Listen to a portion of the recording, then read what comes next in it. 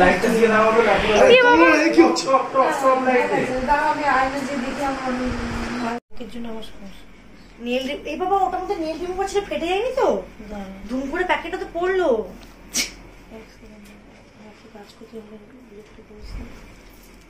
Glass থাকলে হয়ে যাবে এখন ছোট একটা গ্লাস। হ্যালো সবাইকে welcome back to my channel simply Sangeeta আর আমি হচ্ছি তোমাদের প্রিয় সঙ্গীতা। আশা করছি সবাই খুব ভালো আছো। এই গরমের মধ্যেও আমরাও কিন্তু বেশ আছি। তো শুরু করছি নতুন দিনের নতুন একটা ব্লগ। আজকের দিনটা ছিল কিন্তু টোটালি আমার একটা কাজের দিন, তোমাদের সাথে শেয়ার করব। আমি ব্রাইডাল মেকআপ আর্টিস্ট, তো মেকআপ করতে গিয়ে ওখানে কি ঘটলো না ঘটলো সবটাই বলবো। একটা খারাপ এক্সপিরিয়েন্স হয়েছে, তো সেটা নিয়ে কথা বলবো।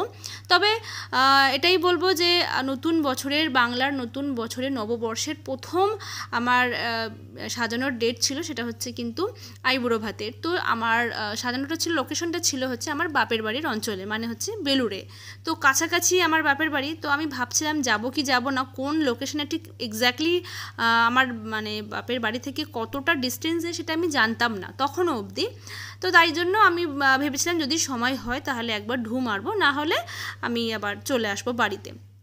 যাই হোক, তো যাওয়ার পথে এই দমদমের এই এলাকাটা আর কি, এই চত্বরটা আর কি পড়ে, ভীষণ ভালো লাগে। এখানে এই যে রেলের কাজ চলছে, মেট্রো রেলের, আর পুরো রানওয়েটা দেখা যায় দমদমের, ভীষণ ভালো লাগে। এখানে অনেক সময় আমি দেখি আর কি আপ ডাউন করছে প্লেন, আর ঠিক তখনই কিন্তু আমি ক্যামেরা অন করতে পারি না, বা অন করতে করতে ততক্ষণে প্লেন না নেমে যায়। যাই হোক, আর আজকের ডেটটা ছিল 17ই এপ্রিল, আর 18ই এপ্রিল ছিল ওর বিয়ে। তো 17ই এপ্রিলে ছিল ওর আইবুড়ো ভাত। তো আইবুড়ো ভাত উইথ ব্রাইডাল, মানে বিয়ের সাজটাও টোটালি আমার কাছে সাজবে। তো চলো আগে যাই, ওখানে গিয়ে ওর মন মতন করে সাজাই, তারপরে আস্তে আস্তে আসছি কি হয়েছে না হয়েছে সবটা ডিটেলে বলবো। জুড়ে থাকো আমার ভিডিওতে। একটু আগে আমি জাস্ট এলাম, এখন আমার যে সাজবে আর কি, যে আর কি ক্লায়েন্ট রয়েছে, সে গেছে একটু ফ্রেশ হতে, দেন আসবে। তারপরে তোমাদেরকে দেখাবো মেকআপটা। যদি চেষ্টা করবো ওখানে একটু ভিডিও করা, যদি না পারি তাহলে একদম ফাইনাল লুকটা দেখাবো। এবারে ভিডিওটা শুরু হওয়ার আগে একটু বলে রাখা ভালো যে আমার কাজের এথিক্সে রয়েছে যে কোনো রকম নন বেঙ্গলি ক্লায়েন্ট আমি কাজ করব না। কারণ অনেক আমার 10 বছরের ওয়ার্ক এক্সপিরিয়েন্সে আমি অনেক কিছু অর্জন করেছি, অনেক কিছু খারাপ ব্যবহার আমি অর্জন করেছি, ভালোও করেছি খারাপও করেছি, কিন্তু 99% নন বেঙ্গলি ক্লায়েন্টগুলো না প্রচুর নাখড়া হয়। প্রচুর নাখড়া মিন্স হচ্ছে, আমি এখানে বদনাম করছি না, আসলেই যেগুলো ঘটে ঠিক এক্স্যাক্টলি সেটাই বলছি। তার কারণ হচ্ছে আমি ম্যান টু ম্যান ফেস করেছি, আমি কাজ করতে গিয়ে অনেক কিছু প্রবলেমের সামনে পড়েছি, যার জন্য এইটা একেবারে উঁচু গলায় একদম স্ট্রেট কাট বলতে পারছি।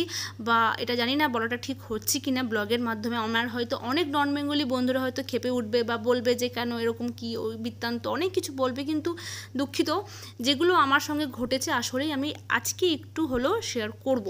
চলো তো এবারে স্টার্ট করি আসলে ঘটনাগুলো কি ঘটেছিল। তো এটা হচ্ছে প্রথম দিনের ভিডিও দেখাচ্ছি তোমাদেরকে। এটা হচ্ছে আইবুড়ো ভাতের দিনকে আমি সাজিয়েছিলাম। তো প্রথমে ওনার যা যা আর কি ছিল, যে এরম করতে হবে, ওরম করতে হবে, এরম সাজবে, চুল খোলা থাকবে, হালকা একটু কার্ল থাকবে, আইস মেকআপ একেবারে একদম সফট থাকবে, সফট একটা এলিগেন্ট একটা মেকআপ থাকবে, একটা সফটনেস ব্যাপার থাকবে, সেটা আমি একদম ওর ইচ্ছা মতন করেছি। তুমি দেখলে বুঝতেই পারছো, ও নিজেও খুব হ্যাপি এবং ও খুব পছন্দ হয়েছে মেকআপটা, এবং ও খুব এক্সাইটেড ছিল যে বিয়ের দিনটা কি হবে না হবে। এবারে বলে রাখা ভালো যে ক্লায়েন্ট আমার বাঙালি, কিন্তু মিক্সড ছিল। ওর বাবা ছিল বাঙালি আর ওর মা ছিল নন বেঙ্গলি, মানে হচ্ছে পাঞ্জাবি। এইবারে হয়ে গেছে একটা মাঝখানে ভেতরে একটা টুইস্ট হয়ে গেছে, সেটা হচ্ছে ক্লায়েন্টকে দেখে এবং ক্লায়েন্ট যখন আমাকে বুক করে, টোটালি তো মনে হয় যে একটা বেঙ্গলি একটা ক্লায়েন্ট আমাকে বুক করছে। আর যখনই বেঙ্গলি কোনো ক্লায়েন্ট আমাকে বুক করে, তো নির্দ্বিধায় আমি খুব ভালোভাবে আর কি রেসপন্স করি, এবং যা যা রিকমেন্ড থাকে সব কিছু আমি একদম মানার চেষ্টা করি। কিন্তু যদি কোনো রকম নন বেঙ্গলি ক্লায়েন্ট থাকে, তখনই আমার মধ্যে একটা কাজ থাকে যে মোটামুটি এটা না করবার যাওয়ার বা এখান থেকে একটু বেরিয়ে আসার বা ওর ইচ্ছা মতন অনেক কিছু আর কি আমাকে জোর করে, যেগুলো কিন্তু আমার ইচ্ছা থাকে না। তার সত্ত্বেও যেরকম বলে যে মেকআপ করছো যখন তাহলে পিঠে, ঘাড়ে, গলায়, হাতে, পেটে সব জায়গায় একটু মেকআপ করে দিতে হবে, আবার হচ্ছে পায়ে হাতে একটু নেল পলিশ করে দিতে হবে, আলতা পরে দিতে হবে, যেটা কিনা একটা মেকআপ আর্টিস্টের ক্ষেত্রে এগুলো কিন্তু পসিবল নয়। এবারে বলি, যখন আমরা মেকআপ করি, মেকআপ আর্টিস্টের ব্যাপারটা নন বেঙ্গলি ক্লায়েন্টগুলো না বোঝে না।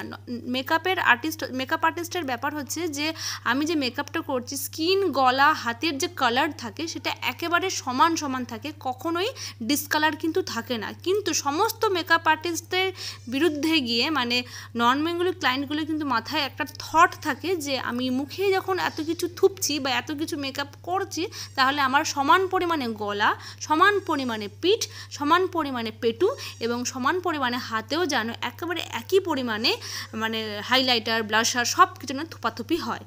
মানে এটা হচ্ছে সমস্ত দিক থেকেই কিন্তু ওদের একটা চাহিদা থাকে, যেটা কিন্তু আমি একদম মানতে রাজি হই না। এবং বেশিরভাগ ক্ষেত্রে এরকম কথার পরিপ্রেক্ষিতে কেটে যায়, বেশিরভাগ নন বেঙ্গলিকে আমি কাটিয়েই দিই বেসিক্যালি।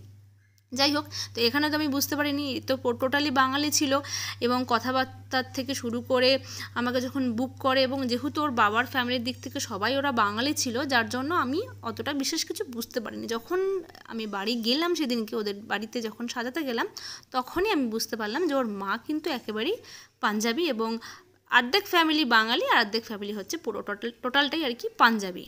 কিন্তু বলে রাখা ভালো, এই ক্লায়েন্টের ক্ষেত্রে কিন্তু হাতে, পায়ে, পেটে বা পিঠে এরকম কোনো মেকআপ করতে হবে বা এরকম কোনো ডিমান্ড কিন্তু ছিল না।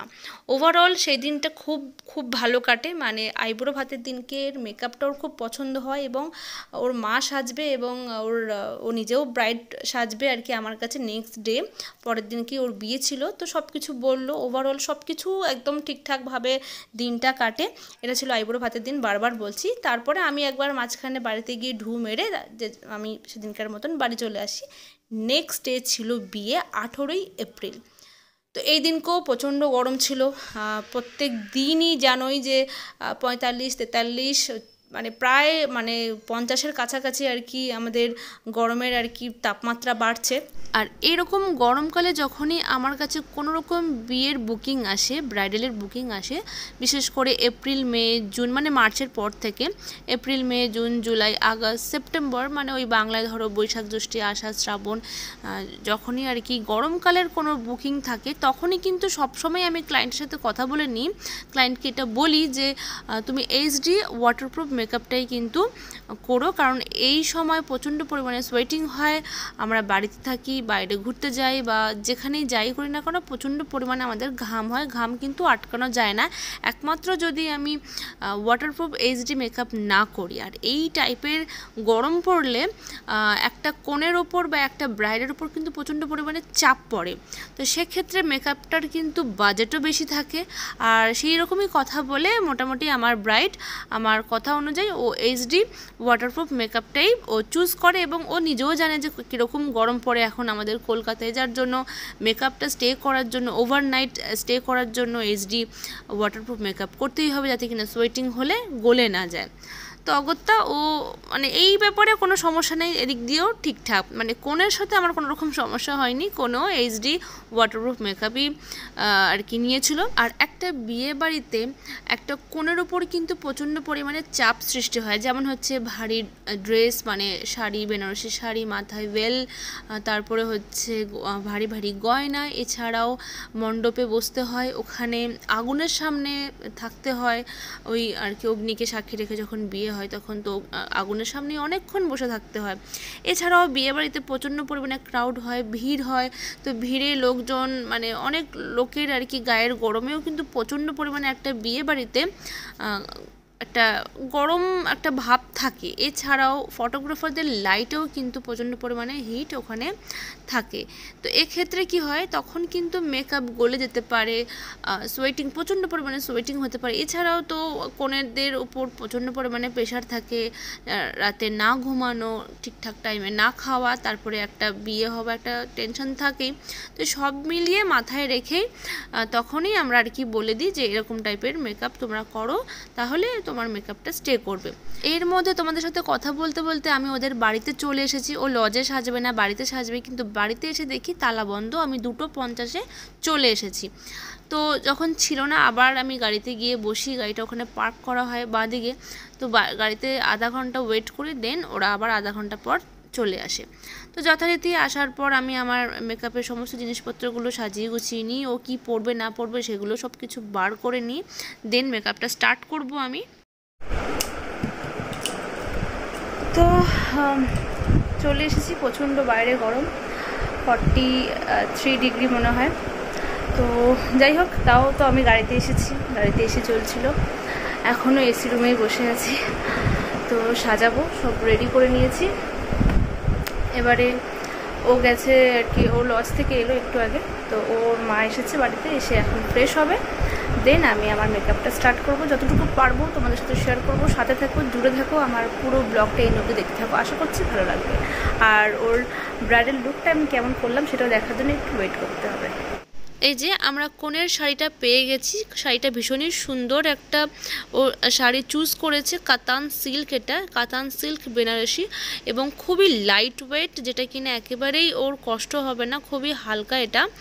আর যে কোনো বেনারসি শাড়ি যেরকম একটু ভারী হয় না, এটা একদমই কিন্তু সেরকমটা নয়। এবং ডিজাইনটাও খুবই সুন্দর, অল ওভার কাজটাও দেখাচ্ছি, আঁচল এবং পাটটা দেখাচ্ছে। স্পেশালি পাটটা আমার ভীষণ ভালো লেগেছে। তো চলো এবারে শাড়িটাকে আমরা একটু ভাঁজ করে নিই, আমরা আমাদের মতন করে সুবিধা মতন। আর আমি তো মেকআপ করব, সব কিছু সাজিয়ে গুছিয়ে নিয়েছি। আচ্ছা, এবারে একটা কথা বলছি, তোমরা একটু লক্ষ্য করে দেখো, তোমরা হয়তো বুঝতে পারবে যে যখনই আমরা কোনো বিয়ে বাড়িতে যাই শীতকালে স্পেশালি, তখন দেখবে যে বিয়ের কনেকে কখনোই কিন্তু শাল সোয়েটার আমরা কিন্তু পরতে দেখি না। তার কারণ হেভি জুয়েলারি পরে থাকে, হেভি শাড়ি থাকে, মাথায় ওড়না থাকে, গলায় একটা মালা থাকে, রজনীগন্ধার হোক বা গোলাপ ফুলের হোক, সব মিলে এতটা হেভি হয়ে থাকে। তাছাড়া ফটোগ্রাফারের লাইট থাকে আর প্রচণ্ড পরিমাণে ভিড় থাকে, যার জন্য খুব গরম একটা ফিল হয়। আর আমরা যারা গেস্ট হিসেবে যাই বা আমরা যখন কাজেও যাই মেকআপ করতে, তখনও কিন্তু আমরা বিশেষ কিছু গায়ে দিই না, কারণ একটা গরম লাগে। তখন শীতকালেই বলছি আমি। আর এখন তো এমনিতেই গরমকাল, সাধারণ কোনো দোকানে হোক বা বাড়ি থেকে বেরোতেই ইচ্ছা করে না এই গরমের জ্বালায়। একটা নতুন শাড়ি বা একটা নতুন কোনো জামাই পরতে ইচ্ছা করে না, সারাক্ষণ মনে হয় বাড়িতেই বসে থাকি, একটু হাওয়া খাই, এরকম একটা ফিল। তার মধ্যে যদি এই বিয়ে বাড়ি থাকে তাহলে কি অবস্থা হয় ভাবো। এই বাবা, ওটার মধ্যে নেল রিমুভার ছিল, ফেটে যায়নি তো? ধুম করে প্যাকেটটা তো পড়লো।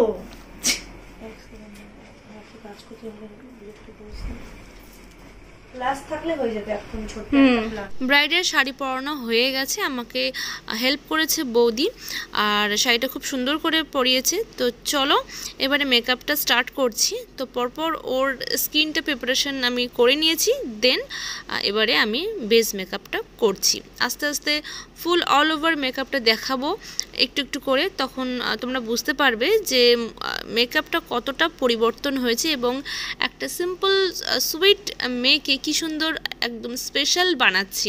তার মধ্যে আমার ব্রাইডও কিন্তু ভীষণই সুন্দর দেখতে ছিল, খুব মিষ্টি একটা মেয়ে ছিল এবং ব্রাইড কিন্তু আমার মেকআপের প্রতি ভরসা ছিল, বিশ্বাসও ছিল এবং ও স্যাটিসফাইড ছিল, আগের দিনও ছিল আর আজকেও খুবই এক্সাইটেড ছিল যে কেমন লুকটা হবে। আর ওর যেরকম যা রিকমেন্ড ছিল সেই অনুযায়ী আমি ওর মেকআপটা করছিলাম। তো এখন তো বেসিক্যালি আমি এখন বেস মেকআপটা করছি, এরপরে আমি আইস মেকআপ করব, ওভারঅল সব কিছু হবে, দেখতেই পাবে। আর এদিকে ক্রিম করে দিচ্ছে বৌদি পাশ থেকে। তো যখন ওকে শাড়িটা পরানো হচ্ছিল তখন তোমরা হয়তো খেয়াল করেছো কিনা আমি জানি না, একজন হলুদ রঙের শাড়ি পরে একজন ছিল পাশে, উনি মাথাটা নিচু করে কিছু একটা করছিল।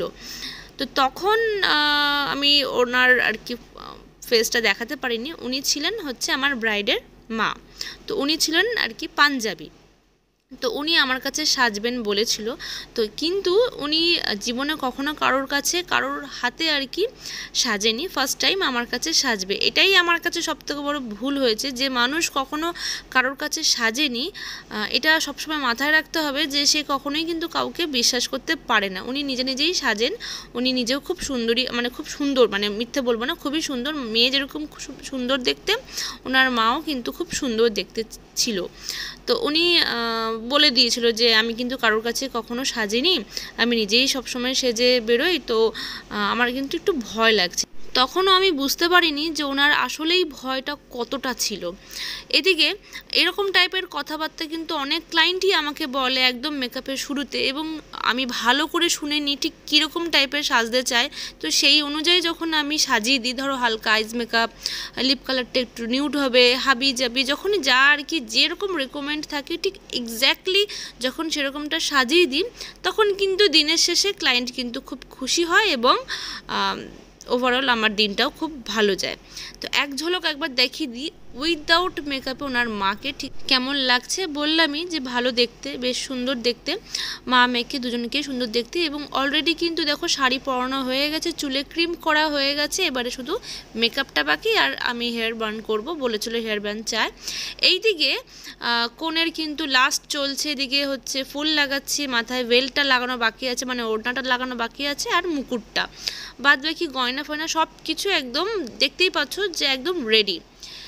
আর যথারীতি বেজে গেছে 6:30, আধা ঘন্টা মতন এখন হাতে রয়েছে। তার মধ্যে এসে গেছে মানে আমাদের ফটোগ্রাফার। আর ফটোগ্রাফার আসা মানে সমস্ত কাজে একেবারে চৌপট হয়ে যায়, কারণ অনেকটা সময় ফটোগ্রাফার খেয়ে নেয়। এইভাবে একটু লুক দাও, ওইভাবে একটু পজিশন দাও, এইভাবে একটু পোজ দাও, যথারীতি খুব বিরক্ত করে ফটোগ্রাফার। যাই হোক, কিছু করার নেই, ওদেরও একটা কাজ, আমাদেরও একটা কাজ। এইদিকে দেখো পিছনে কিন্তু আমি মেকআপটা স্টার্ট করে দিয়েছি, ওর মাকে পিছনে বসিয়ে দিয়ে আমি মেকআপটা শুরু করেছি। সবেই বেস মেকআপ শুরু হয়েছে, যথারীতি মুখটা একটু তখন কিন্তু সাদাটে লাগে। তো উনি না চট করে উঠে গেল সোফা থেকে, এই যে বসলেন উনি, ওনাকে যখন সাজানো শুরু করেছি চট করে উঠে গিয়ে একবার নিজের ঘরে গিয়ে দেখে নিল মুখটা সাদা লাগছে, ব্যাস মুখটা একদম বেজার করে বসে আছেন। আর আমার কাছে আসছে না সাজতে, আর বলছে যে না আমি সাজবো না, নিজেই সেজে নেব। তারপরে আরও অনেক কিছু ঘটে, তার মধ্যে আমি একটু দেখিয়ে দিই এক ঝলক। আমার ব্রাইড কিন্তু রেডি।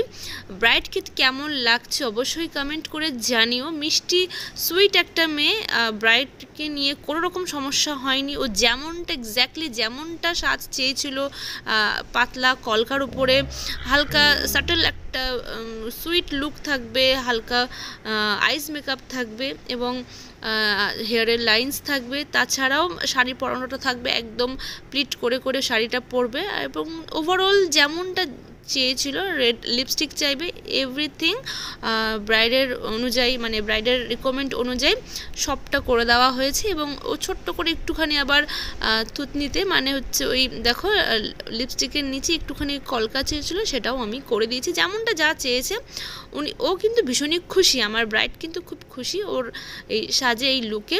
তো এখানে তো একে নিয়ে কোনো কথা নেই, যেটা হচ্ছে সমস্যা যেটা করেছে ওনার মা। তো ওনার মা যে সেই যে চলে গেল আর আসেনি, তারপরে ধরে বেঁধে প্রায় রিকোয়েস্ট করে ওনাকে দাঁড় করিয়ে আমি যখন সাজালাম, এই হচ্ছে সেই ফাইনাল লুকটা।